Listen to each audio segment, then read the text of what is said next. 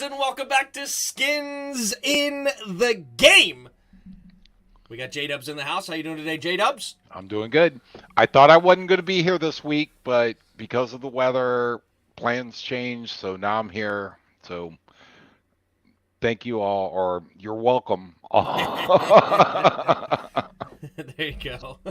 You're welcome. I'll go with that, yeah. Yeah, you're welcome. All right, well, we got a fun show tonight. We'll go around the NFL. Some cool stuff happened around there. We'll go to, of course, Snyder. It's been reported that the whole team will be sold. We'll give our thoughts on that. Of course, we'll talk about the Vikings game. Tough loss there.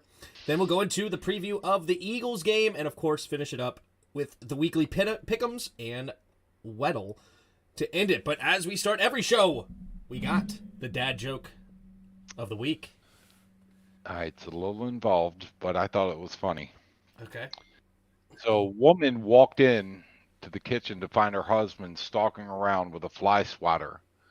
And she said, "What are you doing?" And he said, "Hunting flies." And she said, "Oh, have you killed any?" And he goes, "Yep, 3 males and 2 females." And she said, "How can you tell them apart?" He goes, 3 were on a beer can, 2 were on the phone.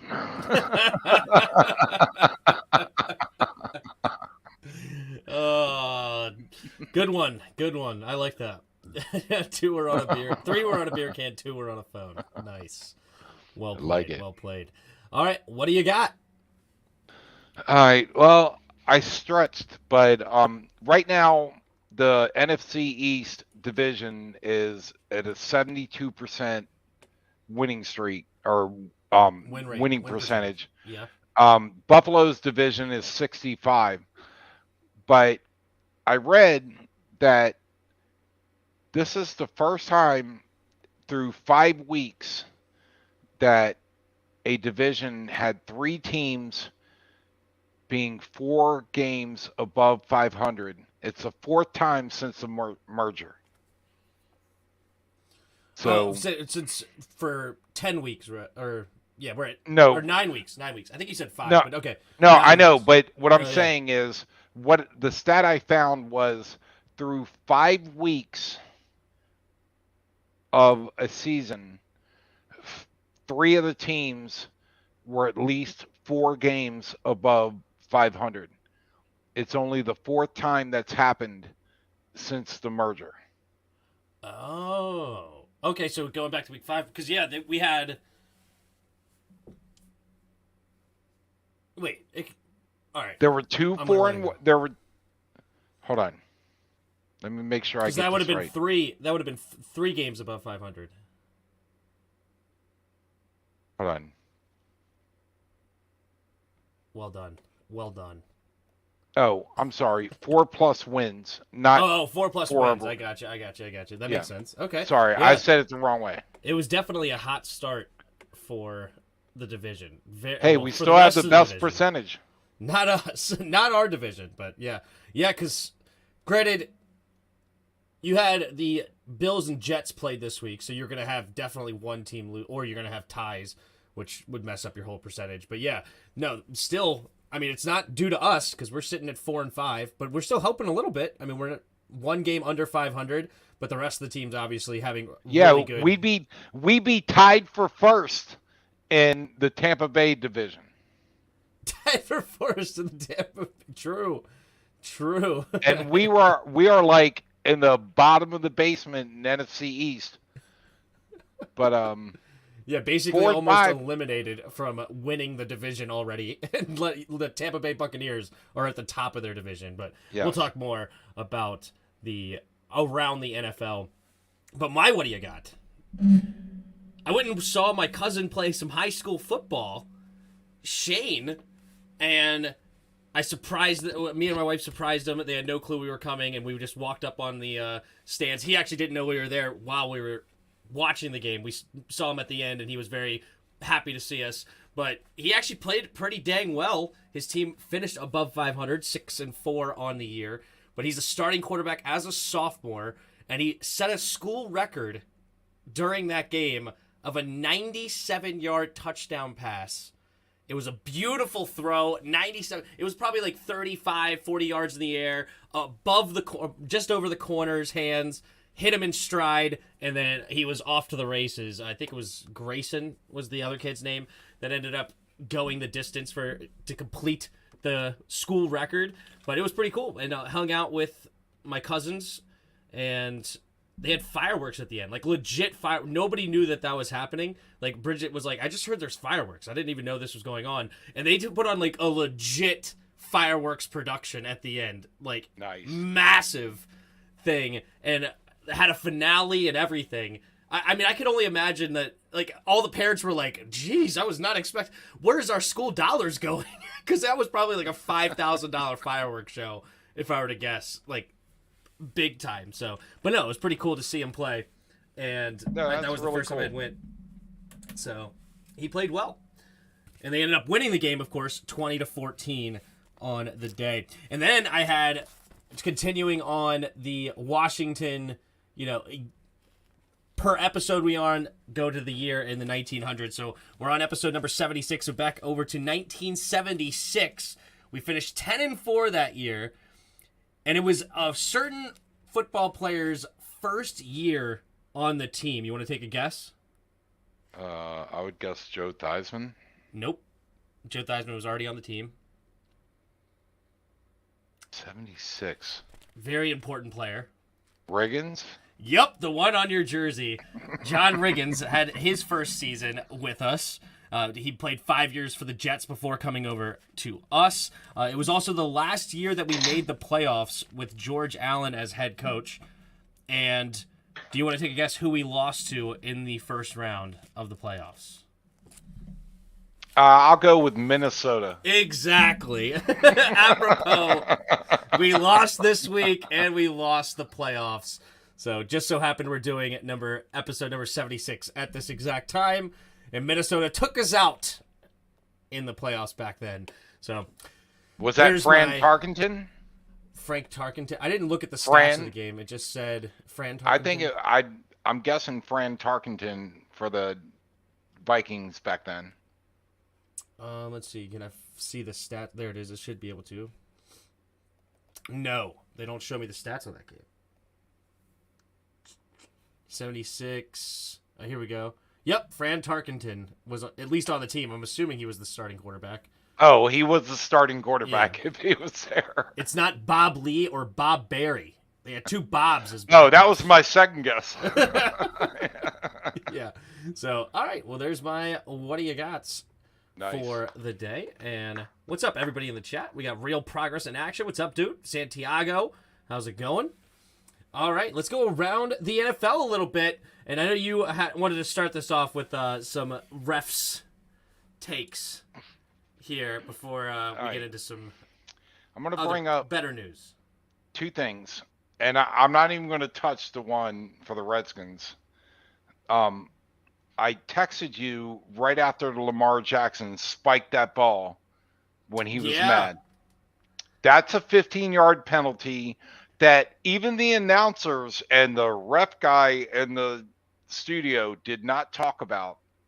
And the other thing that drives me crazy, the Redskins have gotten hit with this, but the Ravens did it where they have a defender that's deep. Mm-hmm. And you watch him, you can look in his eyes. He runs forward to like, I'm getting in the guy's way. And he gets there before the ball gets there, and that's a pass interference call. And it happened to the Redskins with Dallas. Mm-hmm. I've seen it happen a dozen times across the league where they're not calling that either illegal contact or pass interference because you see the guy looking at the receiver and run it like, I'm just going to run up and get in his way. It's like, no, you can't do that. And they're not calling it, and it's driving me crazy. Yeah, well, it was fun. Hey, we got one. At least we got one back with that crazy. We'll talk more about it, I'm sure, when we get into the Vikings game. But safety playing perfect offense for us to lay a block, better than our offensive lineman, to get Curtis the touchdown. But yeah, that was triple coverage, but yes. The biggest problem with the refs is inconsistency, and I completely agree. It's tough to watch sometimes, but we still do because we love this game. It is what it is. But all right, let's go ahead and go around this. Did you see Justin Fields, second-year quarterback for Chicago, set a new NFL regular season record? I think this is a record period. I don't think any quarterback in the playoffs has beaten this. They made it seem like it was just regular season, but 178 yards by Justin Fields in a regular season game from the quarterback position, taking down Michael Vick's former record. And he also, I saw this, one of these obscure stats, he was the first quarterback to have 3 passing touchdowns with over 140 rushing yards. How many times have people had 140 rushing yards? I feel like everything else you did that game was also the first time it ever happened. You know what I mean? Like, I think that's a funny one. Oh, and they gave a stat, too, that said Lamar Jackson is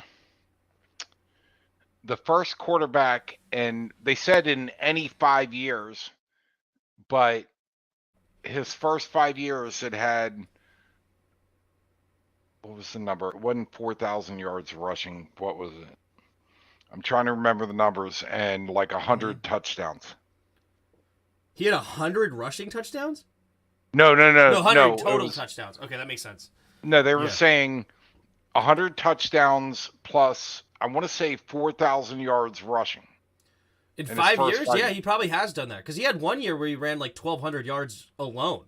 Yeah. So in 5 years, he probably did average 800 yards a season.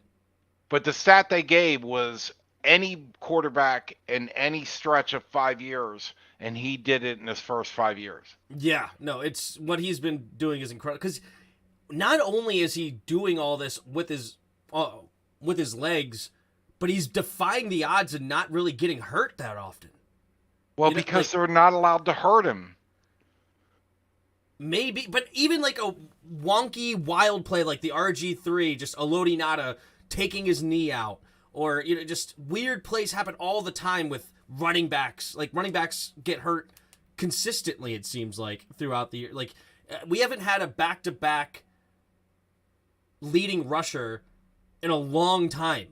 Probably since, I don't even know the last time I remember looking it up. Like, the leading rusher has always been different for like the last 15 years or something like that. And it's because I got to give it to him. I got to give it to him. He's explosive.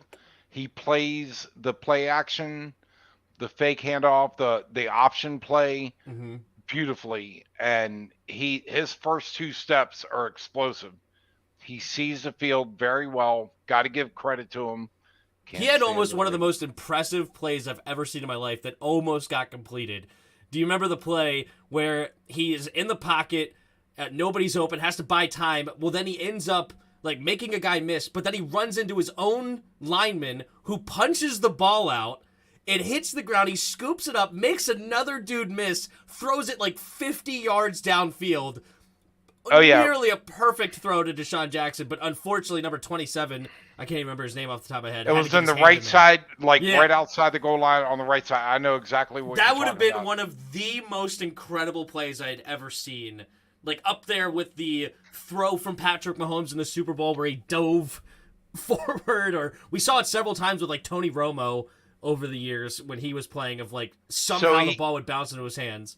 He went close from the butt fumble to a touchdown pass or a long Yeah. Oh, my goodness. What a he is, I think he is arguably the best weapon in football. And does that make you the best quarterback? Some would argue yes. I would probably say no because I'm more interested in like you throwing the football as a quarterback and reading the defense and understand like what's going on. But as far as an athlete and everything you could do, he is arguably the best weapon in football. Yeah, but you know what I have to give him is he keeps his eyes down the field. Yeah. I mean, there's some design runs where he doesn't, but even when he's scrambling, his eyes are down the field, and he makes some amazing. I mean, it's hard for a defense to cover receivers for 7 to 8 seconds. So he's got his eyes down the field, and he sees the guy that's wide open. So he's either going to run for 20 yards or throw it for 40. it's impressive. Mm-hmm. But Absolutely. I just wonder how are they 5-3, or They're now well they're coached, six and man. three. I know Ravens fans. Well, they're well coached at the head coach level. I do not like their offensive coordinator overall, but I think Lamar Jackson saved that dude's life over and over and over again, or save his job over and over and over again. But yeah, no, they're a well coached football team. But moving on, we had a couple of big in division upsets this week that I don't think many people saw coming at all. The Packers finally lost to the Lions for the first time in a while, and Aaron Rodgers has gone full seasons without throwing a red zone interception. He threw 2 in this football game. Is Aaron Rodgers done in your opinion? Like, is he over? I don't know if he's done, but he's just lost right now. Yeah. And then you had the other one, the Jets take down the consensus #1 team in the league, the Buffalo Bills, in a bit of a defensive battle. I mean, they held the Bills under 20 points, which might be the only time another team has done that this year, right? Like, they had... Oh, no, the Dolphins held them to 19. So, yeah, their 2 losses come because they did not get 20 points. The rest of their wins were, looks like 23 and up. I think the Bills are messing around right now. I think they're really... I still think they're the odds-on favorite to win the Super Bowl. Yeah. And maybe they're being friendly to Vegas, but they're just messing around right now. I think when they get serious, they just blow teams out. And they're kind of just messing around. I'll use M word instead of the F word. Yeah, the only thing I will say about this team is that what is going to struggle to translate in the playoffs once you get into January and February is their lack of run game. They really struggle in that department, and once it gets cold, it's going to be harder to throw, just depending on where they go, or if they play at home. I mean, if they end up being the #1 seed in the AFC, now you're playing the whole playoffs in Buffalo, which I guess in a sense you're going to be used to, but at the same time, it's going to be nastiness, cold weather, and you're going to want to football. Don't they have a lot of injuries, though? I don't think so. I'm not fully aware of their... I know the Jets had a lot of injuries, and still the Jets found a way to win that game. But 2 big upsets. And that's Doug, the Eagles' former coach, Doug Peterson, right? Is Jets? No, he's on the Jags. This coach is the... I'm sorry. Why do I always want to say Raheem Morris instead, but it's the old defensive coordinator for the San Francisco 49ers. I can see his face, but oh my goodness, that's going to bug me. I can't. Yeah, no, he's actually doing a really great job over there, which is why it's bugging me. Oh my goodness. I always want to say Raheem Morris instead of what the heck his actual name is, but it's not Raheem at all. And he doesn't look like Raheem or anything. There he is. What the heck's his name? Oh well. That's going to bug me. I might 10 minutes later, it's going to pop into your head and you're going to yell it out. Exactly. Did you see Tom Brady's game-winning drive? Tom Brady has now undefeated since the divorce papers have come through. He was having a terrible year, but they have won, I think they've won back-to-back games, actually, has Tampa Bay. And I think they're 4-5 now, right? Oh, sorry. So somebody was really just trolling because this is their first win. They lost to the Ravens the week before, but they did win this week with a game-winning drive from Tom Brady, and the Rams just completely fumbled it at the end. I don't know if you watched the drive, but Rams. I'm going to tell you right now, Rams are not really that good. They're just not. They're 3-6. I know, which is insanity. That the Los Angeles Rams right now are 3-6. Or 3-5 rather, which is absolutely insane. I can't believe that. But the GOAT finding a way to win the game at the end, and he just kept throwing the quick outs and getting out of bounds. It's insane that Robert Saleh. Thank you. Gosh, I could not think of his name to save my life. That was the head coach. So, I believe the Rams have a coach that's a former Redskins coach that everybody was screaming was the best thing since sliced bread, and now he looks like he's lost, or the team is lost, maybe whatever. But wait, what team? The Rams. Oh, Sean McVay, yeah. He is. I don't know what's going on over. It's weird, but they are not performing at all. And Jalen Ramsey, I think, is even having a down year. Haven't heard much of Aaron Donald. I'm sure he's doing well, but really, it's Cooper Kupp or bust on that offense. That offense is struggling bad over there. But yeah, so good for Tom Brady and the Buccaneers, though. And and by the way, he hit 100,000. Yes, he had 100,000 total yards in playoffs and regular season combined. You know who's second? Drew Brees. Yeah, 15,000 yards less. Back. Yeah. He's trying to be the Jerry Rice of quarterbacks. I think that's why he came back. I think he's literally trying to make the records so ridiculously unbeatable. They'll have to go to like regular seasons being 20 games before another player actually has a chance in taking down him in a season. Oh, and just let me say, how good is it to go through a divorce where the person you're divorcing makes more money than you, and they're worried about a prenup? Like, you're not trying to take their money. You're just like, I got my money. I'm okay.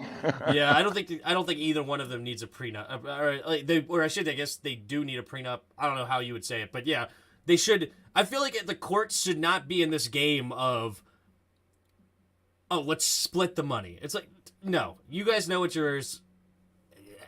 You know what to do. No, they're both gonna look. Both parties are gonna walk away from the divorce with plenty of money. They don't need either one's money. I know Tom was slumming at $15 million a year, but sign me up.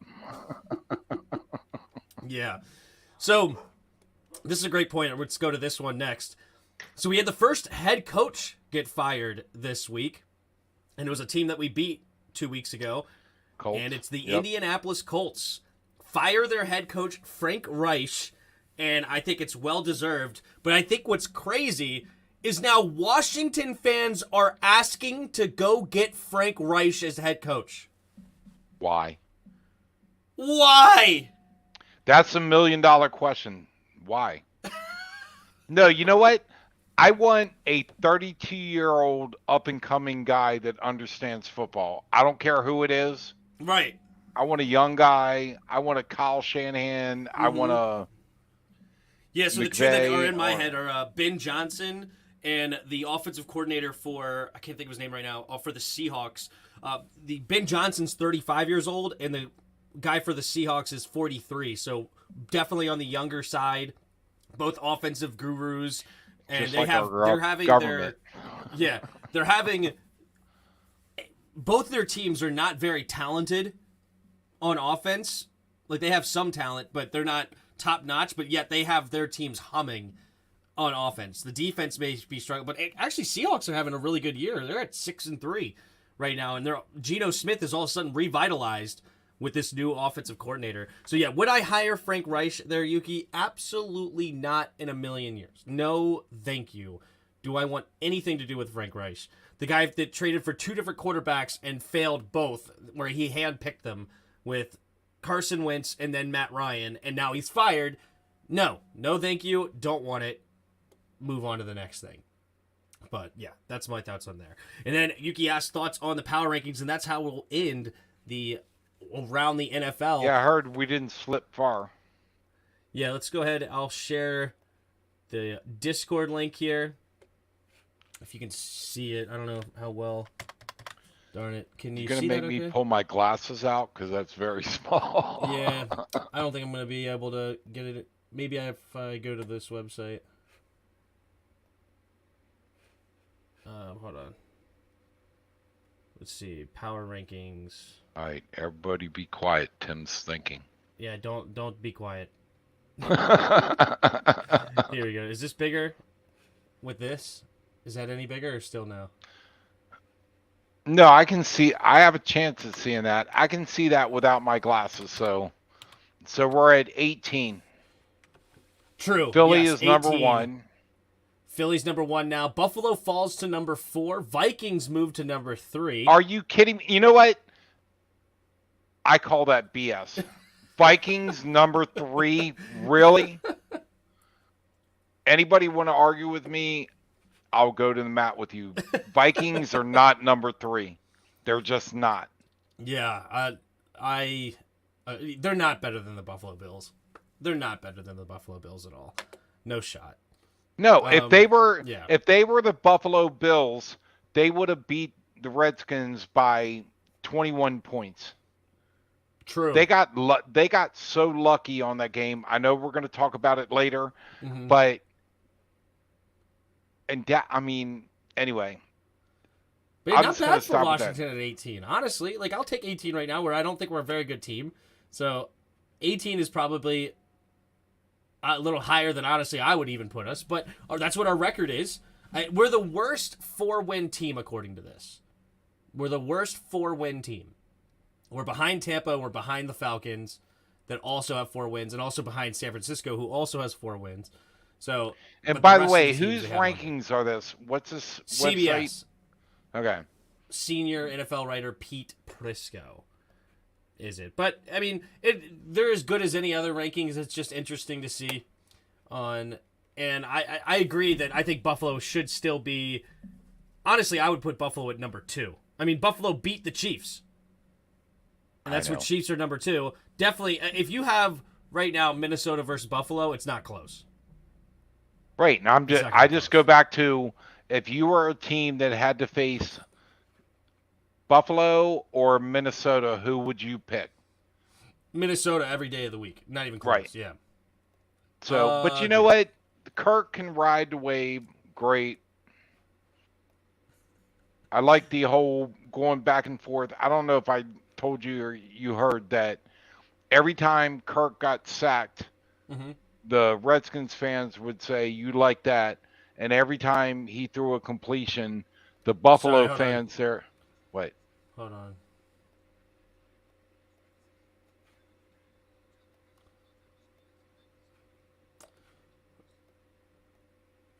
Yeah, technical difficulties. It's one of those things where it's like you don't know where the heck the sound's even coming from. I hate it. Well, it's coming from my mouth. No, it's like I couldn't hear you at all because I have some video playing in the background. ESPN just randomly playing videos. Appreciate it. But anyway, say what you were going to say. All right, now I have to remember. What about to get into? The back and forth between the you like that's. Different fans. Yep. True. And your Aunt Jean was saying it was great. The Buffalo fans are fun fans to be in a stadium with, even though we shouldn't have that many. But it was Minnesota fans. Yeah, I said sorry, Minnesota. But it was like, it was back and forth, and the fans were having a ball with it. All right, Dad. Actually, sorry, I'm skipping ahead one thing. Snyder. It's been reported. Jay Glazer said it on Monday night at halftime. Dan Snyder is expected to sell the entire football team for approximately $7 billion. I heard that number. That is it's just steady climbing. I remember originally it was like, oh, he'll get like $4.5 billion. Oh, maybe 5, and then it's like, oh, you know what? I think it might be 6 because they're just going to want him to get out, so they're going to up it a little bit. All right, so it's going to be like 6.5, and then all of a sudden now it's up to $7 billion is the expected number. Well, that's what they're saying. It could be done quickly. Next March is what people are expecting right now behind the scenes, where this will get done and sold by the owners' meeting in March, where we could have a new owner in less than a calendar year. In 6 months? In less than 6 months, we could have a new owner. Oh, it's beautiful. Skin Them Alive offered him 5. Oh, man. But also, apparently, it's like the Avengers teaming up trying to buy this team out now. Bezos, Jay-Z, Kevin Durant hopping on, and Matthew McConaughey all apparently might be teaming up to make an offer together. What do you think about this super team of potential buyers coming together? Is that something that you would be interested in, Bezos and everything, or is it do you want some more lower key guy, or do you like the I don't dollar guy? I don't care. I'm not sure what I feel about Bezos, but I'll believe it when I see it. We haven't heard anything out of Dan Snyder's mouth, but again, from a negotiation perspective, act like you don't want to sell it. So you can play this back and forth, both sides of the coin. Mm-hmm.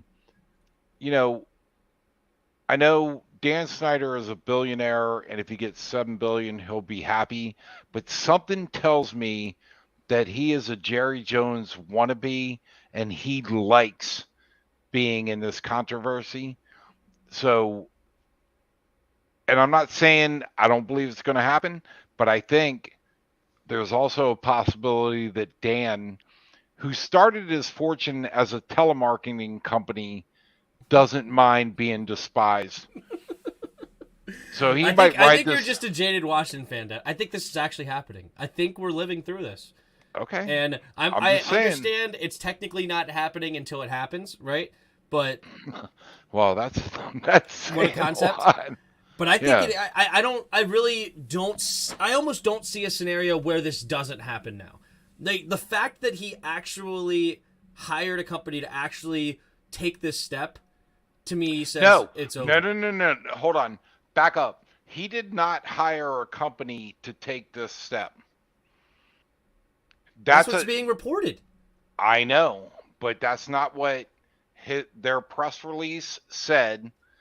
They still have the possibility of a stadium who no city will give him any money. Mm-hmm. So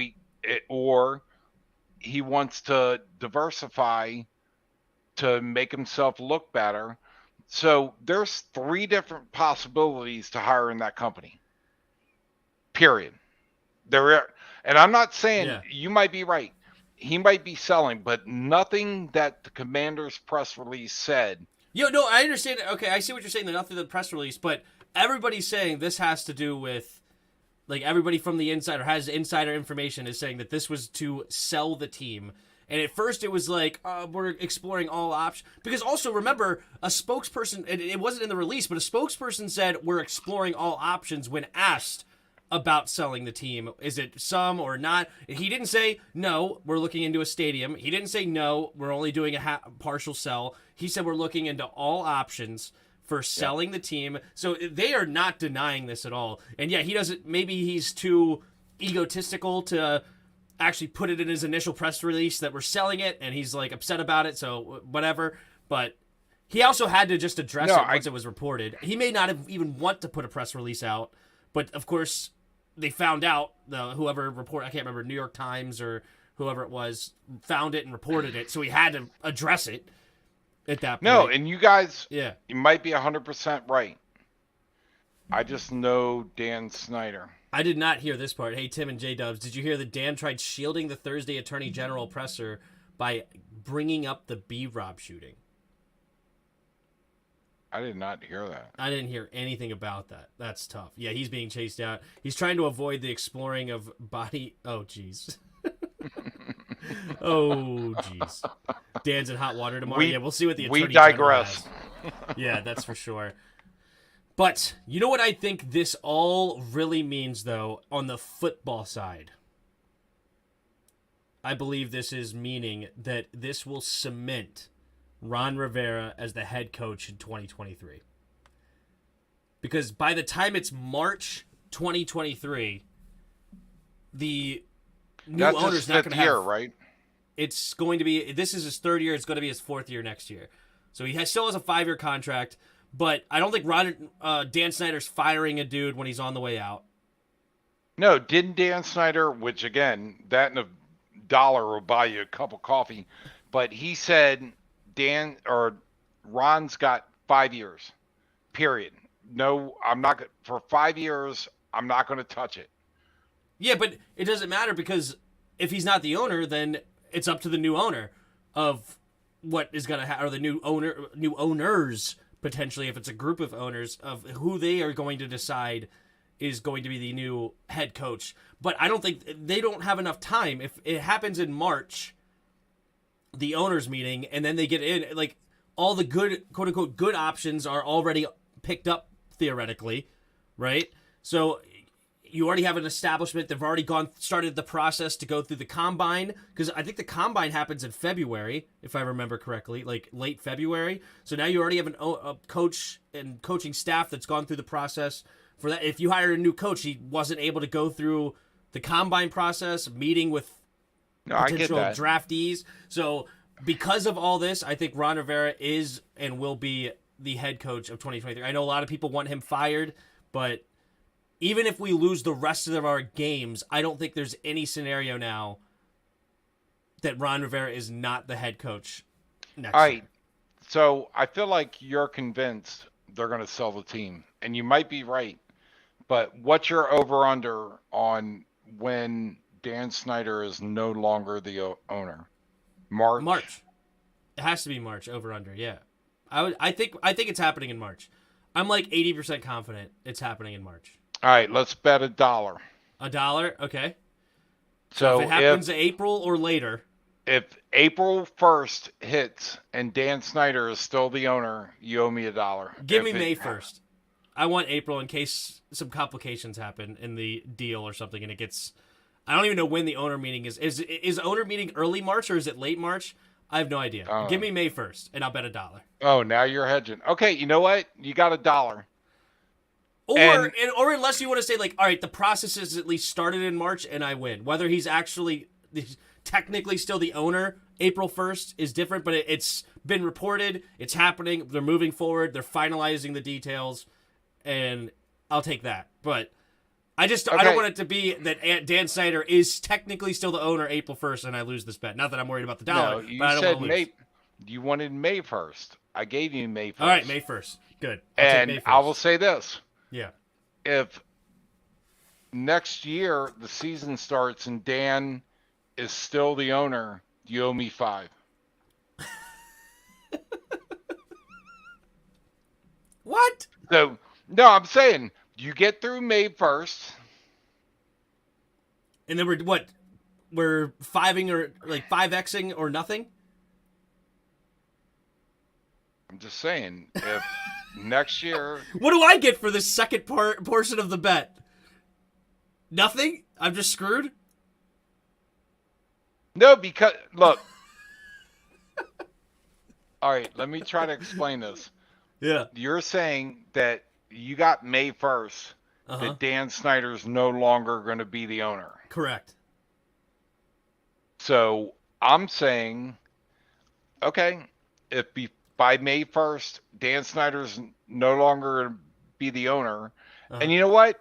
I'll give you, if by April 1st. All right, so if by April 1st he's not owner, I get $5. If it's May 1st, I get $1. If it's after May 1st, you get $1. But if it's after the start of the season, you get $5. So basically, you get a 1 month buffer. I get or not even buffer. I get what you're saying. Yeah. All right. I just didn't like the idea of just throwing this $5 on the. No, I'm just saying for nothing. But okay, if it's by April 1st, I get $5. If it's by May 1st, I get $1. If it's after May 1st, you get $1. Or if it's by week 1 of the season, you get $5. You realize how different that is.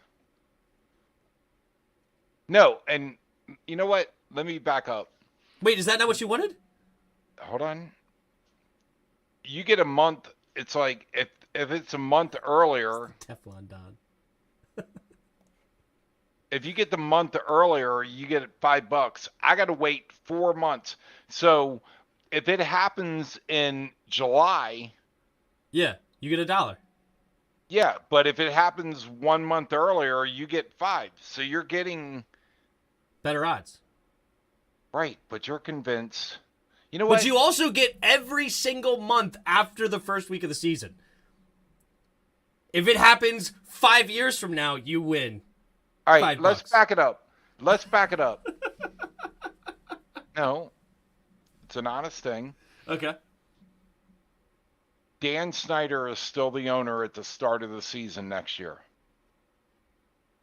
$1. All right, so this is a separate bet. We're getting rid of the other bet. This is a separate bet? Yeah, I'm just saying that, no, we're not playing. Yeah, this is the bet. next year in 2023, the first game of the season, Dan Snyder is still the owner. All right, I'm in. $1. Let's do it. All right. Let's hop over to this Vikings game. The Washington Commanders. Are you guys happy you rode through that? I think that was the highlight of the whole stream. Actually, they were very interested in that one.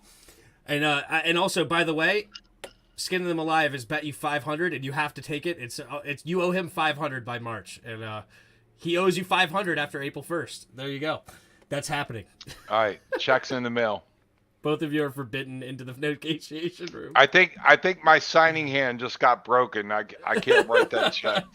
All right, so Vikings win 20-17. Commanders fall, and a bit of a heartbreaker. I mean, we had a 10-point lead in the fourth quarter. Minnesota scores 13 unanswered to win it. Taylor Heinicke, of course, threw that heartbreaking interception, and Ron Rivera wasting timeouts. And Ridgeway running right into... That did not matter. We'll talk about it. Ridgeway running in, into the center, or the long snapper, and all of this, and we lose. No, that was a problem. All right. And what's your thoughts on this game? All right. I want to talk about the interference call. I'm not saying it was the worst call ever, because the refs, and you know what I think about the refs, but that call, when he intercepted the ball and went for the touchdown, I think it was a bad call. I heard a lot of experts say when two guys are tangled up and both of them are tangled up in their arms and they're playing the ball and he catches the ball and runs it back for a touchdown, we're up 17 with 11 minutes to go. I think that's game over. And they make the call, and it just rides back to my feeling that the refs are so inconsistent, because I swear to you, if it was the other way around, they would not have thrown the flag, and everybody would have been going, should have been a no call. That is interesting. I would have to think about the idea of playing the football and being a little bit more handsy on there. But he did grab him and tug before the ball got there. All right, can you pull up the highlight? Because I think they were both tangled in hands. All right. Maybe. But, I can pull it up potentially. But then you go back to, all right, Heinicke throws it up into triple coverage, and thank God the ref was there, because that guy was going to intercept it. Yeah. No, I'm pulling it up now. We'll see it. We'll watch it. All right, you got to do a poll. You got to pull up the video and watch the video and say whether or not it was a good call. All right, after watching and Roger's on my side, just so you... All right, start a poll. Was it PI? Watch the vid. All right. Yes or no. All right. I'm not gonna hit ask your community yet, because I don't want any early votes. We gotta watch it. Okay. All right. Can we do a drum roll? Let's pull this up. We're gonna share the screen. All right. Let's pull it up. Big screen here. Okay.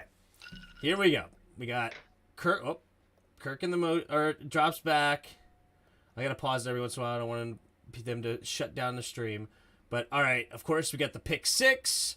There's a flag on the play, and then he's going to run it back for a touchdown. All right, let's go ahead and move forward to the replay here. All right. It's kind of hard to see from that angle. This is the angle. Okay, here. This is the angle here. All right. So you can see here, he's got a handful of jersey right here, but he is looking for the football. And you can argue... Go ahead. Now, I was just going to say, the receiver had his hand on his shoulder, too. This is hands. But look at this. You see how much he pushed here? Or held, rather, and pulled him to get back into the play? Right? All right, now I'm going to ask the community. You guys are seeing the bulk of it. Here's the community. There it is. All right, you guys give me your opinions on was this pass interference or not. To me, it looks like that is enough for PI. I mean, he's grabbed the heck out of his shoulder pad and he is pulling back in. And like, what advantage? Yeah. What advantage is he getting out of that? Because he doesn't have to move to play the ball. There is no advantage gained by what he did. No advantage gained by what he did. And I mean, ball. You could also argue that Justin Jefferson is pushing off, and that's why he has to hold on. Because the advantage he gets is that he gets to hold his ground, because it does look like JJ's about to push off. Well, that's what I'm saying. There's two guys in a position. Neither one of them moves out of their position. The Redskins guy does not gain anything by doing what he did. They're both there. They're holding their ground. They're both playing each other. And look, when he makes the interception, he doesn't.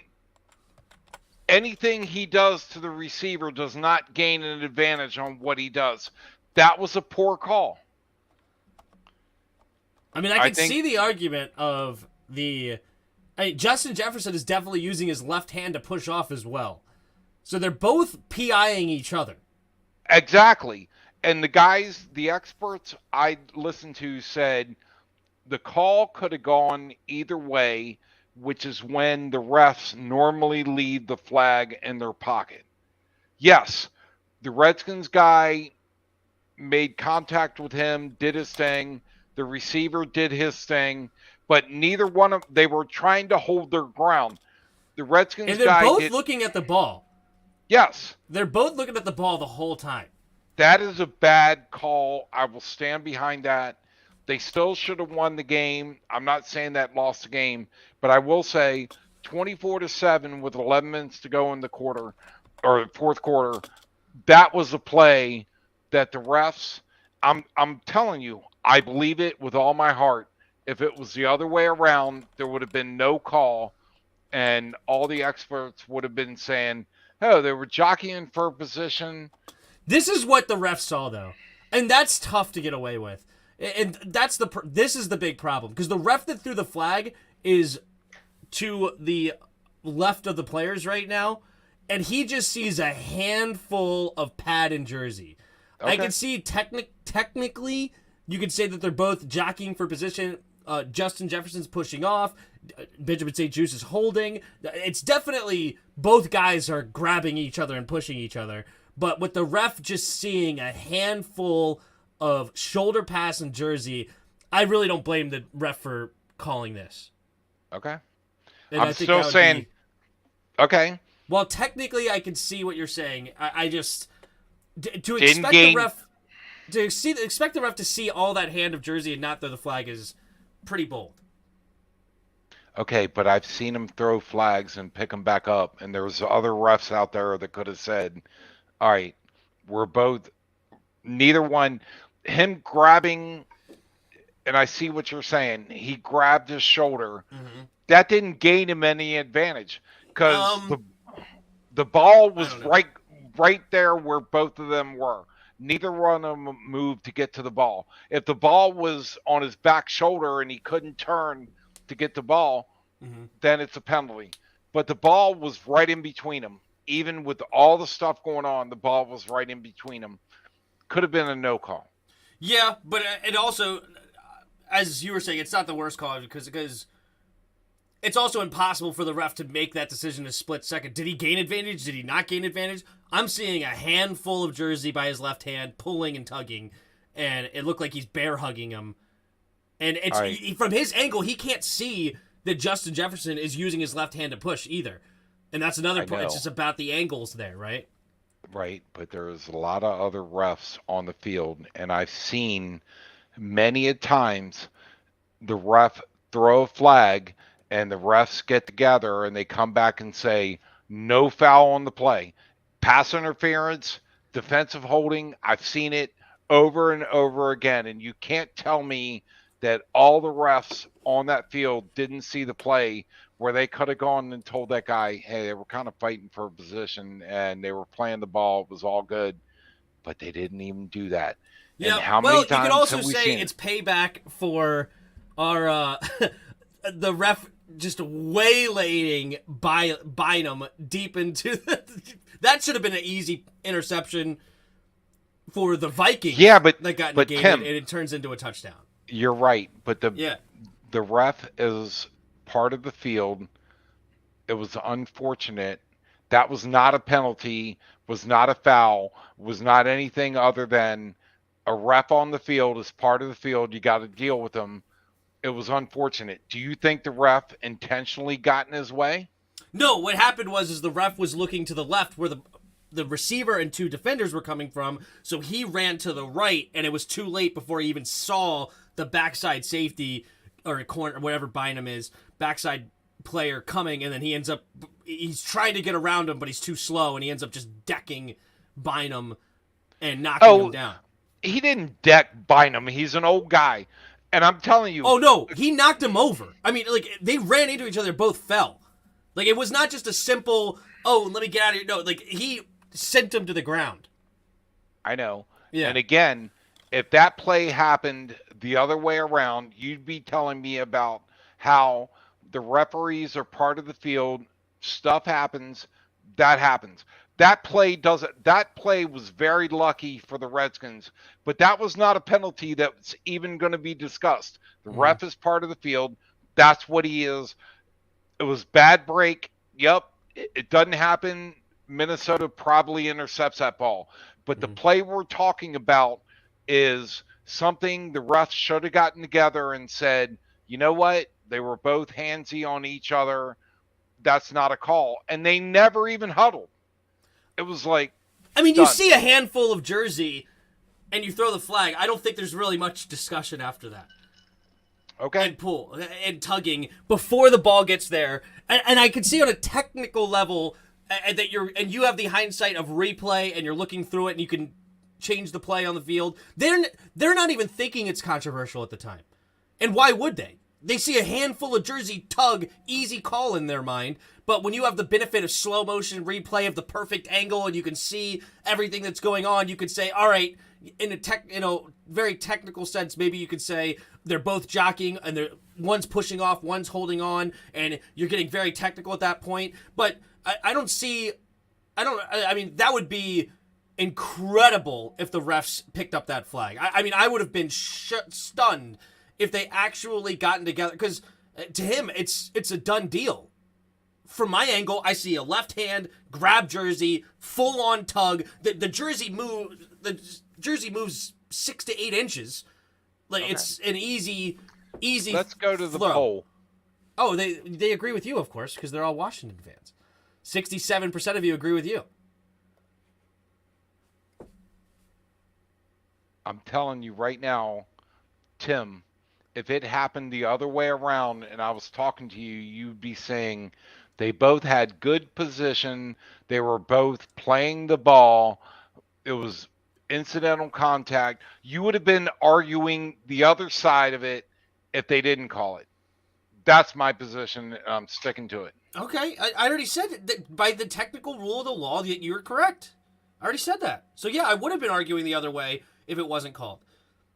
But I'm arguing what actually happened is that the ref has an angle from the sideline where he can't see, he doesn't see Justin Jefferson's left arm.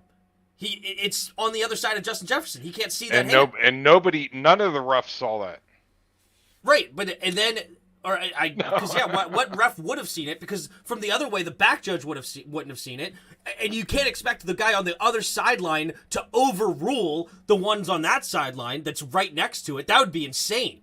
If the opposite sideline, who had the only possible angle on it, like you're going to give it to the closest ref on the field, right? And also, I'm sure the back judge saw the same thing in a split second. You just see a handful of jersey. It's not even controversial. The back judge did not see a handful of jersey. The handful of jersey was on the front of him. The back judge would have not seen that at all. Wait, hold on. Maybe I've got the wrong. I'm talking about the one behind the line of scrimmage, like behind the quarterback. Is that not the back judge? Or is the back judge the one in the safeties? I meant whatever. Oh, I'm sorry. Okay. Or maybe that's the umpire. Is the umpire behind the quarterback? That's what I meant to mean. Whoever the one is behind the quarterback saw it is what I meant to say. Yeah, the back judge had no angle on it. There's no way he saw anything. He has no clue what happened he just sees the back of Benjamin St. Juste's jersey. He doesn't know what that means. So But both of them see a handful of left jersey being tugged. The one on the sideline throws the flag. The other one's not going to argue because you see it right up there on the videotape. So, I mean, I could see both angles.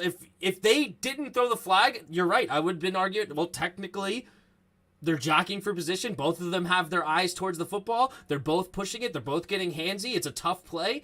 And the defender won the rep in that sense.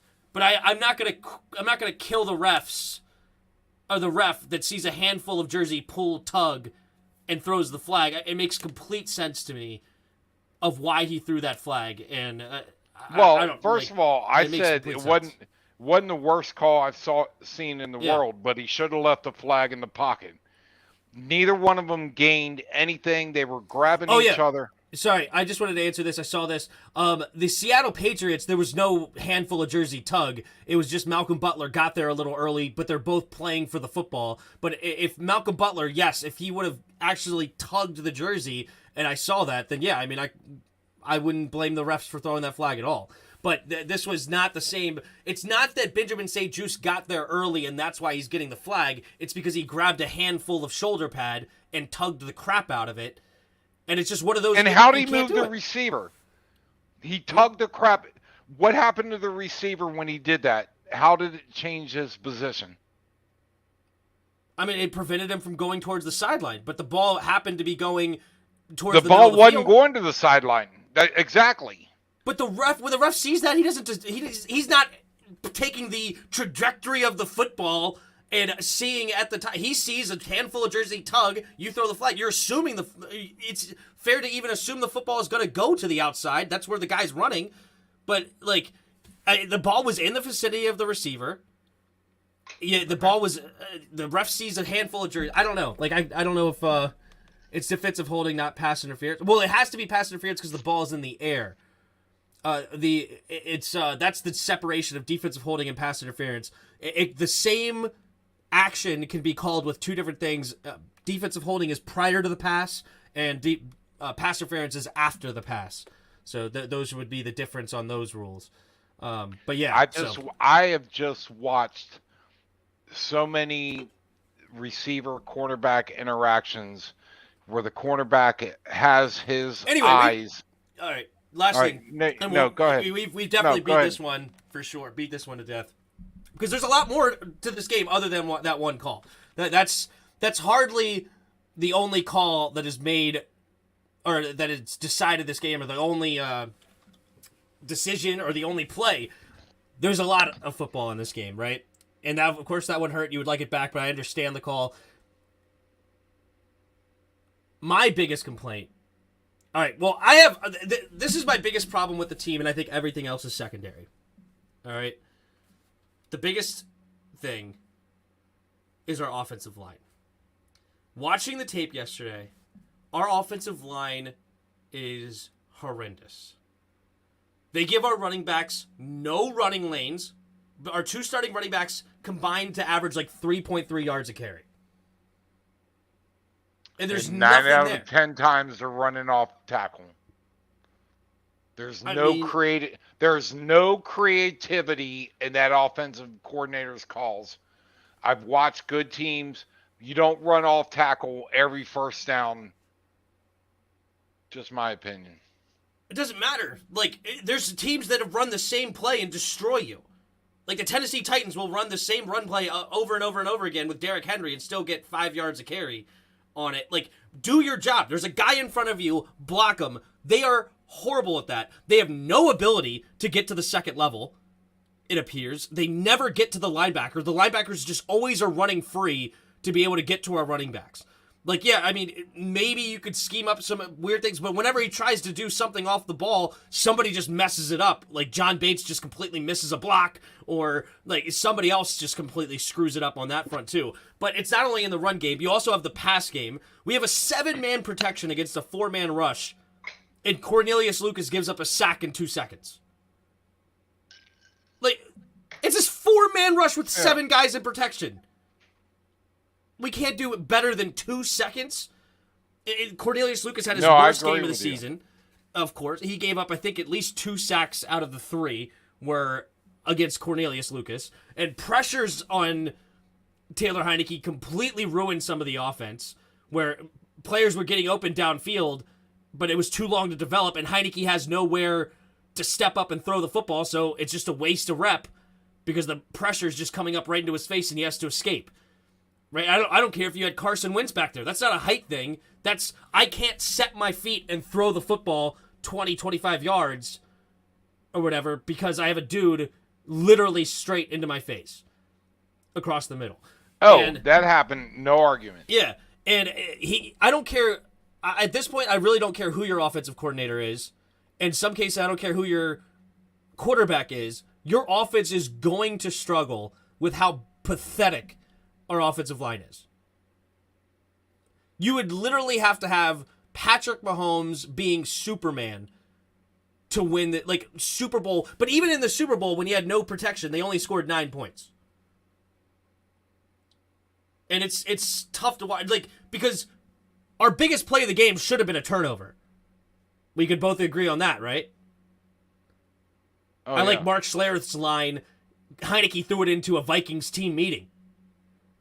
He overthrew. He overthrew it. No. The one where he threw it into 3 dudes. The touchdown to Curtis Samuel. Yeah. That was another one. He overthrew John Bates on that double fake reverse flea flicker. John Bates was actually open, and he just swung the ball way too high. And then you're also talking about the interception that actually did happen to Logan Thomas on 2nd and 11. There was a guy in front of him, but he was blocked. He wasn't bearing down on him. I know some people in my comments were like, there was a linebacker that was bearing down right on his face. He had pressure. That's why he overthrew it. There was a guy there, but he still should have been able to deliver a good ball. He had plenty of room to set his feet and throw a good ball. He just let it sail. He knew it right away. He jumped as soon as the ball let to go. No! And then it ended up right in Harrison Smith's hands. Yep. So offensive line is number 1 to me.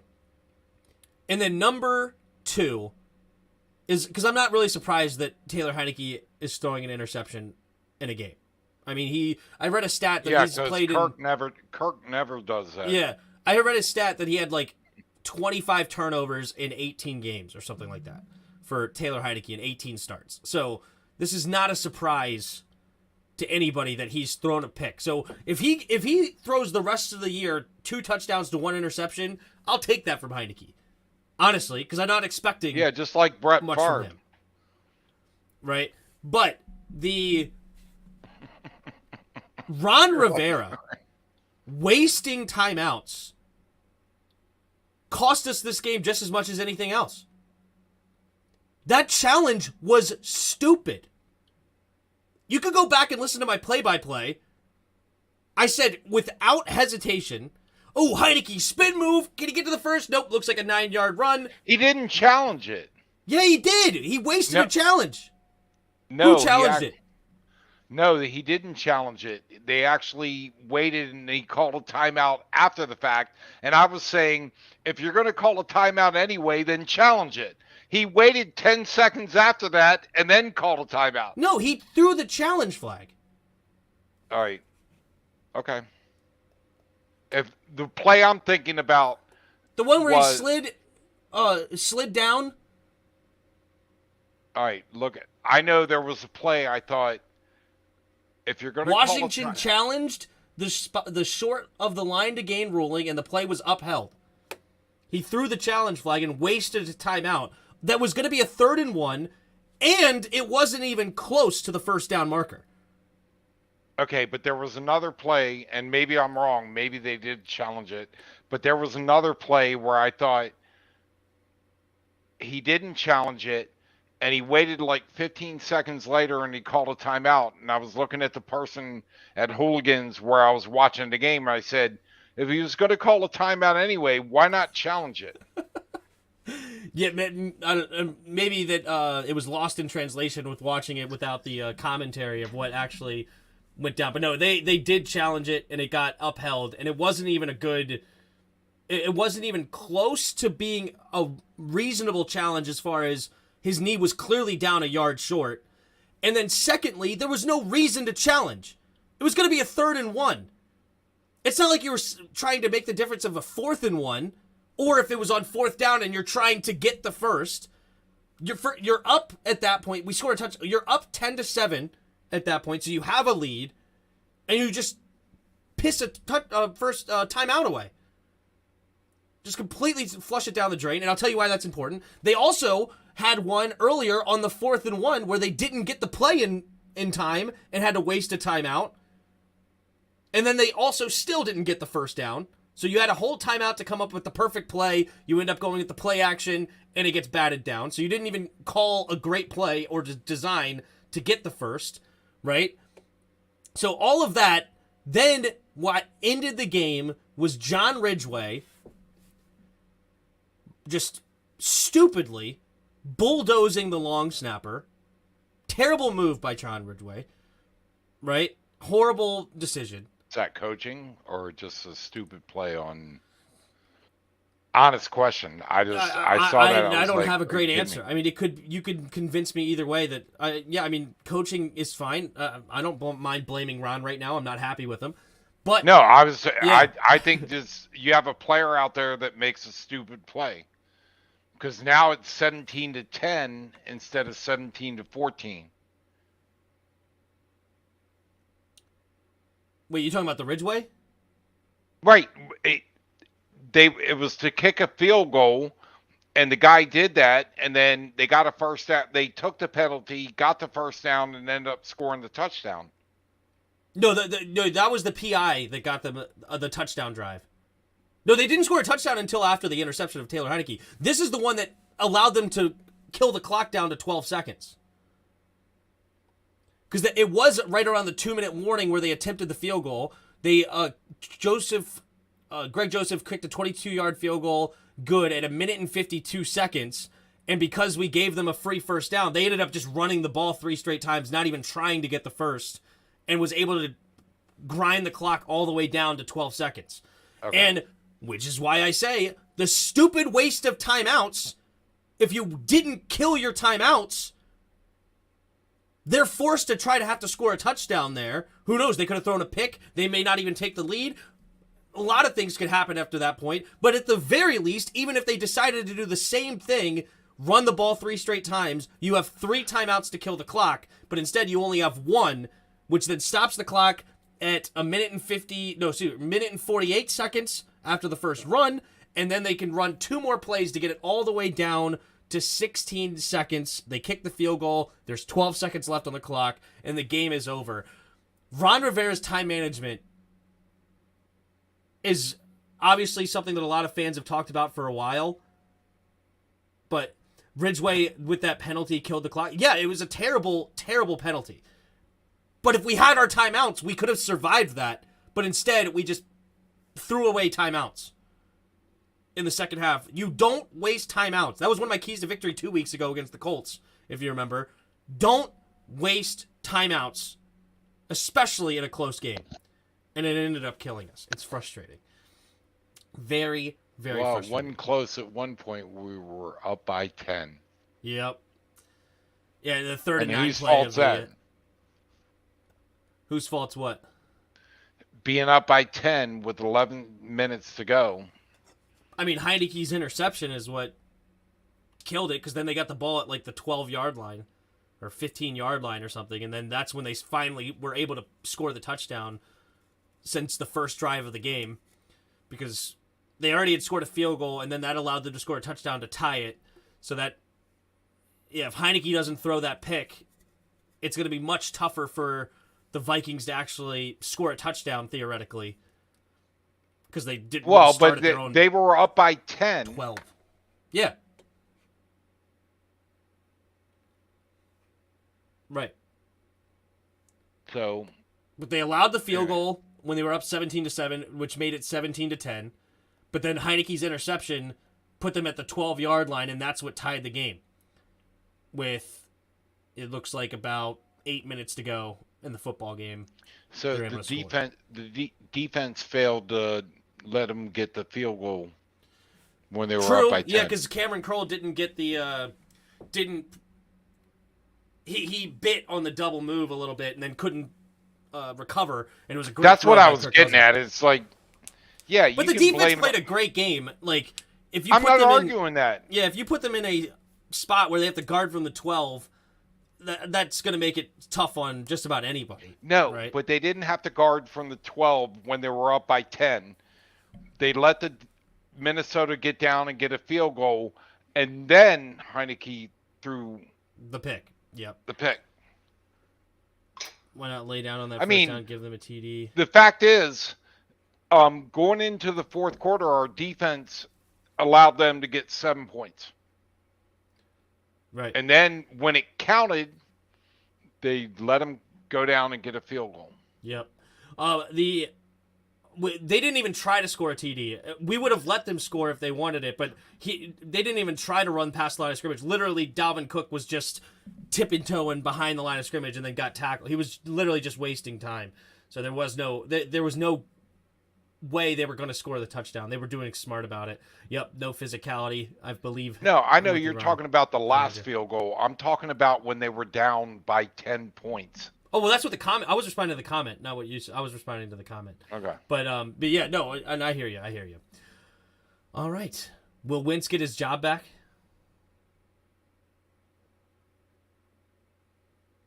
Who knows?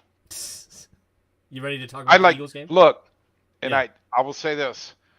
I said to your Uncle Rob, I liked Heineke. I like him. When the guy grabbed his face mask on that one play, he was in the ref's face, fired up going, and then he went like, okay, you got the call. Carson Wentz doesn't do that. I like Heineke. He's got limitations, but I like him. I like. So you would ride with him over Wentz. Yeah, pretty much. There you go. All right. You ready to talk about the Eagles game? Yeah. What's there to talk about? What's your thoughts going into it? How are you feeling? They're 8-0. We're 4-5. We played them earlier. We did fall in a tough, I believe it was 24-8, where we couldn't do anything. We did get the safety. Yeah, look how they played Houston. True. The Houston Texans were able to run the ball very effectively with Dameon Pierce. And they made it very tough. But yeah, we didn't score until it was garbage time. Antonio Gibson's 1-yard touchdown run against the Eagles last time. So they essentially beat us 24-0. Yeah, but I'm saying Houston's not a good team, and they hung with them. They ended up losing 27 to what was the score? They won by 12, I think. Yeah, I think that sounds right. The Eagles did pull away at the end, but Houston played them tough. Absolutely, 29-17. Yeah, I don't think they're unbreakable. I don't think they're KC or Buffalo at the top of their game. And look, I love Philly's passion and fire. They play fired up, but I think same thing with the Vikings. We can play with them and we can beat them if we don't shoot ourselves in the foot. That's what I think. I think it's the same thing with what the Vikings are 7-1. We're playing an 8-0 team. We almost beat the Vikings, although I think the Eagles are a little better than the Vikings. Right. Just my opinion. Fair enough. Pops is a true Washington fan, has dealt with a lot of heartache. Y'all got to understand his frustrations. Yeah. A man after my own heart. Yep. I get it. All right. So I got my 5 keys to victory. You ready for my 5 keys? What do you want to hear me say? Redskins have no chance. We might as well just not show up on Monday. No, I was just curious what you were. No, I'm not asking. I'm not saying that to you. Yeah. Okay, go ahead. But we don't run it like Houston. I knew Roger was going to say this because the Houston Texans definitely commit to a very old school type of run game with Dameon Pierce, their rookie, who is looking really strong, and then they basically protect their young quarterback Davis Mills to make him basically just do a couple of play actions and kind of protect him. He did end up throwing a couple of picks late in the game, Davis Mills did, to ice it, but it was he did throw one actually at 14-14. That was tough. And I don't remember exactly. I think it was just a bad throw. And then the interception at the end of the game, he was just trying to force it in. down by 12 and didn't work out. People were mad at Davis Mills for the second pick, but the second pick, the game was already over. It's 4 minutes left with 12 down by 12, and it's 3rd and 19. He's trying to make something happen on 3rd and 19. It doesn't work out. But overall, they definitely committed to the run. Dameon Pierce had 27 carries, 139 yards, and 5.1 yards a carry. He didn't score, but he did set up a couple of touchdowns by Davis Mills that ended up making it an interesting game. It was 14-14 at half, but the Eagles pulled away with the victory. So here is my 5 keys to victory to take down the Eagles. And I said this on our last time going against. I changed up a couple of them. How'd that work out for you? True. We didn't do anything I said. And what do you know? We got crushed 24-0. Key number one to winning this football game has to be start fast. Okay? The Eagles are the best front runner team in the entire league because of how they can run the football in so many different ways and destroy the clock and just control the time of possession. When they get the lead, it is very hard to come back against this team because they also have a good secondary with Darius Slay, James Bradbury, and company over there. So it's hard when you are forced to throw against this defense. They're more likely than not to stifle what you're doing through the air. So you have to start fast. And I would love a 10-0 lead in this game somehow. And still, that's not enough. But I feel as though that's a must that we have to start quick. If you get down 14-0 on this team, it's your chances of winning this game go down, in my opinion, to 2%. It's not good. Fair enough. Number 2, spy Jalen Hurts. Jalen Hurts can absolutely get going. And we also, in part 2 of this, we got to try to find a way to prevent their freaking QB sneaks. They QB sneak more than any other team in the entire football league. Prevent them from even getting to 3rd and 1 or 4th and 1 if we can, because they are money on. I don't think he's failed one this entire season. I think they've ran 10 of them, and they've succeeded on every single QB sneak that they've done. Yeah, because they spread out the defense with putting wide receivers out when they were going to do the quarterback sneak. Yeah. The Redskins would pile everybody in the middle, and you'd have 11 guys in the middle. Sorry, just Yep. No. It also helps that Jalen Hurts is a weightlifter, and he can squat 600 pounds.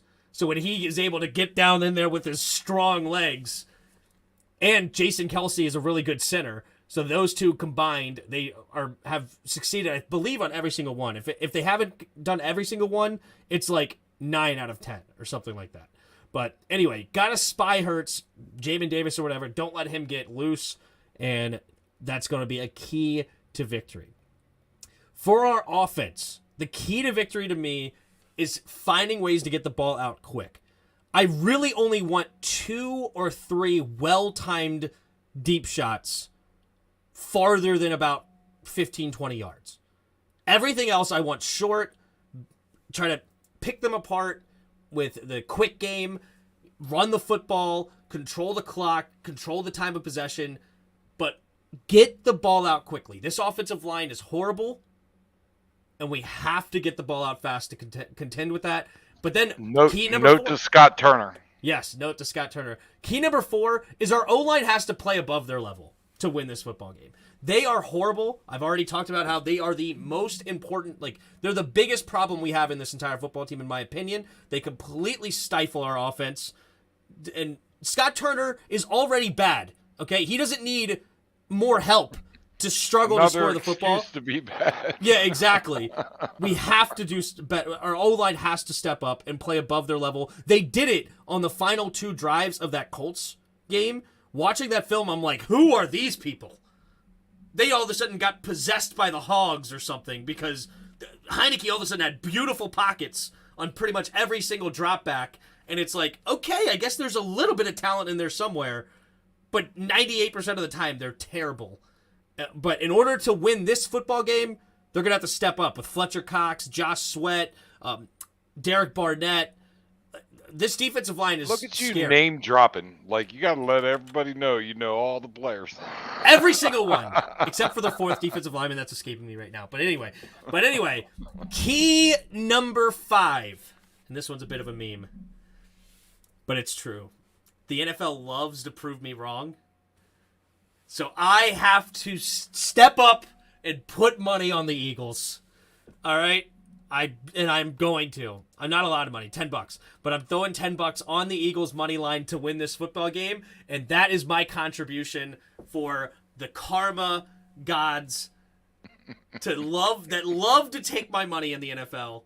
I can't pick a game hardly to save my life, it feels like, but I am picking the Eagles to win. And that is the 5th key to victory, and I am inserting myself into the key to victories today. I'm being very self-centered here, and that's how we're going to win, is me bet against us. But we also have to have the other 4. But I'm a key part, number 5. All right. You ready to go for weekly picks with J-Dubs? I messed up last week, but I'm still in the hunt. 11 out of 28. So I'm not done yet. But anyway, so we have Atlanta that's coming to Carolina, giving them 3. Give me Atlanta. Really? Okay. We'll go with Atlanta. The division. They're actually not a bad football team, right? Well, Carolina's made some... Well, they've played some bad games. Never mind. Yeah, I mean, Carolina's 2-7 right now. They look horrible. All right. How bad does this look? Tampa Bay is at home and is giving Seattle 2.5. Ooh. Would we have seen this last year? I don't think so. Not even a little. That's interesting. And I actually don't really feel comfortable on who to pick. I guess I would go Seattle. I'm not really happy about it either. I just think that's a smell test. I got to go with Tampa Bay. I think Tom Brady got the win. He's feeling good. I will.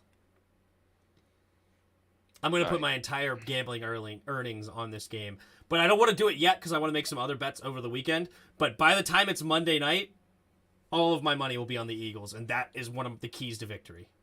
You're welcome. All right. So Buffalo is at home giving Minnesota 5. Buffalo. I don't like 5, but sure. Yeah, I don't think Minnesota's... I'm sorry. I don't think Minnesota's that good. Mm-hmm. I mean, we gave them a game, but I don't think they're that good. So Chicago's at home giving Detroit 2.5. Chicago. Okay. All right. Tennessee is at home giving Denver and Russell Wilson 3. Tennessee at home giving Denver 3. Man, I could see that being a trap game. I really want to take Denver because that defense is nasty. I'm going with Denver. Okay. All right. We're on the same page. I like it. Yep. All right. Kansas City's at home. Wait. Oh, shoot. I thought you said Kansas City versus Denver. Who was the versus Denver? Oh, Tennessee versus Denver. Oh, I'm sorry. I for some reason heard Kansas City, not Tennessee. Okay. Oh, in that case, I still would take Denver. But okay, that makes it a little bit more interesting. But go ahead. All right. Casey's at home giving Jacksonville 9.5.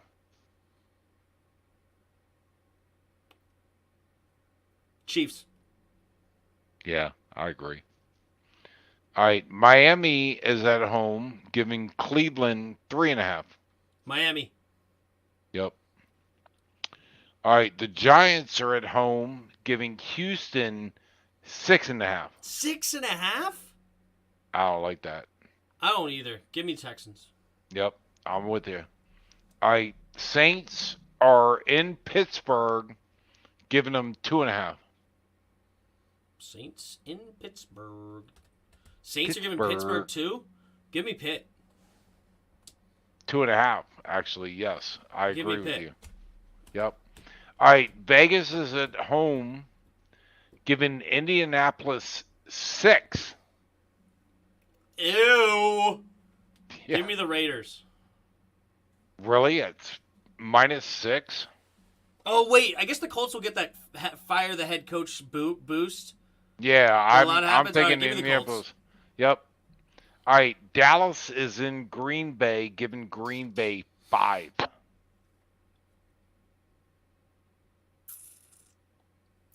Dallas. Really? I don't think. You know what? I'll go with you, but I don't think Green Bay's offense is terrible, though. I know. They missed Devontae Adams, right? Did I get that right? Yep. All right, the Rams are at home giving Arizona 3. Ugh. Do you think the Rams right their ship at some point this year? Their offensive line is so horrible. Give me Arizona. Yeah, I'm with you. All right.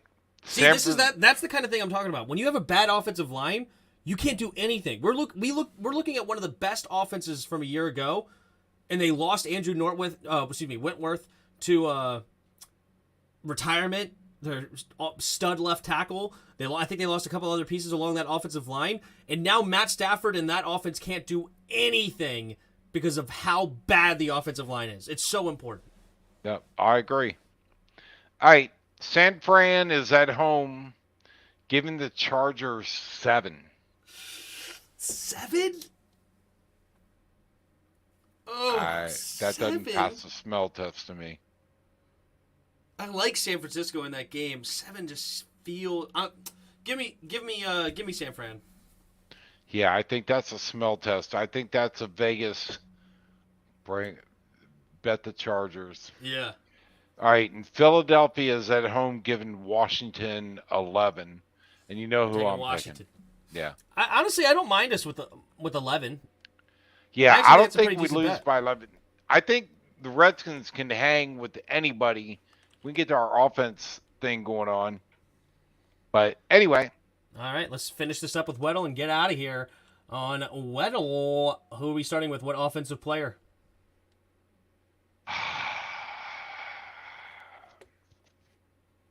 Trying to figure out. You know what?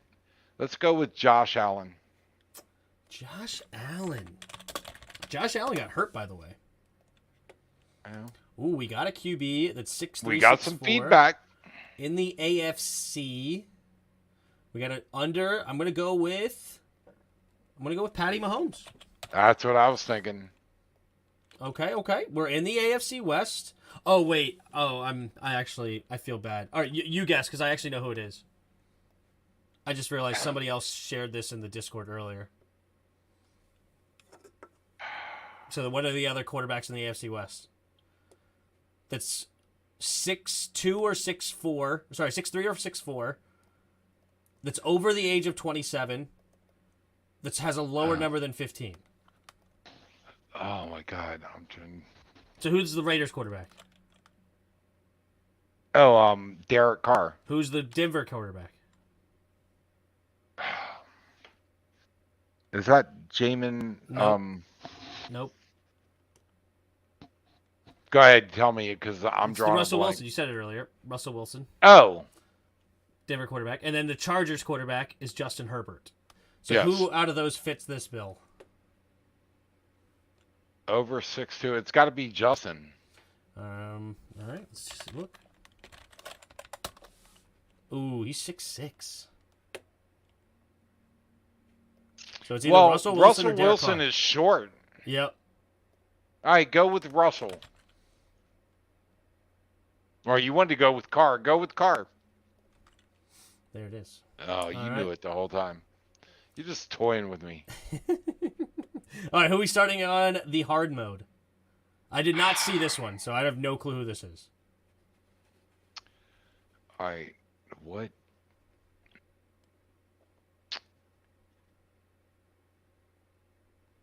I'm drawing. My mind just went blank. I'm trying. You know what? Just randomly pick somebody. Jake Bailey, the punter.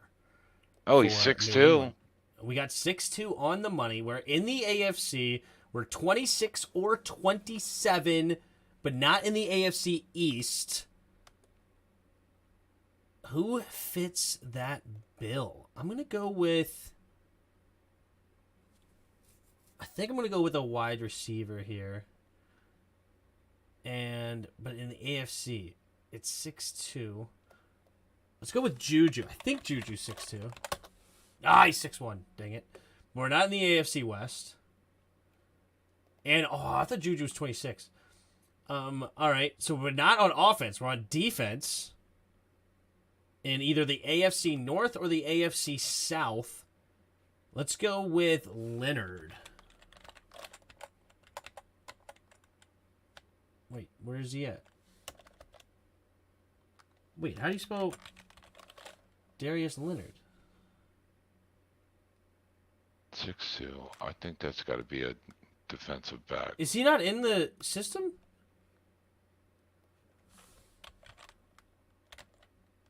I'm so confused. AFC. Okay, well, I gotta think of somebody else. All right, I think it's got to be a defensive back. You think a defensive back? Over Could be. 6. So 6'2". 6'2", a 26-year-old 6'2". And the AFC, North or South? Or either North or South, yep. I'm gonna go with Zach Cunningham. I don't know how old he is. He's actually probably pretty old. But at least that gives us the South. All right, it is a linebacker. And he's 6'3". Oh, he is 27, so he was close. So it's a 26. So now seeing the AFC North. It is in the AFC North. So we're either in Pittsburgh. We're either in Baltimore. Ooh, what about Roquan Smith? No, Roquan Smith's number is too low. He was like a number 8 or something, or number 9 or 10. He was actually a pretty low number, so never mind. But it is a linebacker. And a 26-year-old. I'm just going to go with Roquan Smith just to keep it going. All right. So we know it's AFC North. We already knew that. It was number 18. I knew it was an ugly number. So not Baltimore. So we're either on Cleveland, Cincinnati, or Pittsburgh. And I'm just drawing a blank on everybody. What about what about Devin Bush? Nope. Oh, Devin Bush is only 5'11". Screw you. All right, not on Pittsburgh. What about Alan Dakota? Who? Alan Dakota. Alan Dakota.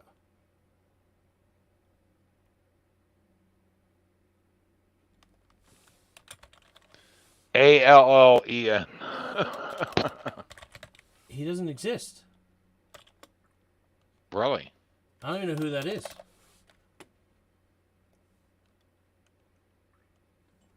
Well, so to my what other source, linebackers here? It's got to be clean. Jeremiah Owusu, but he's too young. But I'm gonna just throw it. Is it Cleveland? It's not Cleveland, so it's on Cincinnati. Cincinnati's linebacking core is not something I'm up to snuff with. Pratt. Ooh, Pratt. That's a good guess. Boom. Jermaine Pratt. Well done, Justin. Well done, Justin. Justin got it. All right. Caps reverse pins is on right now. Good luck, Caps. They got back to 500 last night, as you said earlier, or yesterday. But all right. That's the show. Appreciate it. Everybody in the chat, thanks for being here. The chat saves us. Thanks, Justin. We were lost. Wolfpack in the house. There you go. There you go. All right. Well, any last words there, J-Dubs? Hey, beat the Eagles. Let's do it. All right. We should have beat tomorrow. Look, go ahead. We should have beat the Vikings. We can beat the Eagles. We can do it. We just need some offense. And if Scott Turner doesn't stop running off tackle, then I want to go to Washington and run him out on a rail. That's my opinion. Well, but he has thanks, no offensive everybody. line to protect him, so there you go. But anyway, all right, so we'll be back tomorrow with the play-by-play, of course, and then we'll be Sunday night, of course, and then we got the Monday night game. So probably not Sunday during the day game, and we'll see if anything else pops up. But I appreciate everybody in the chat. for sure. Hit that like button, hit the subscribe. Also, in the description below, there's a Discord link. Hop in our Discord and come talk some football. And last but not least, you can donate to the channel or become a channel member to get your skin in the game. 99 cents a month gets you in there and allows you to get some emojis and just help support the channel. So I appreciate everybody, and we're going to get out of here. So until next time, see ya!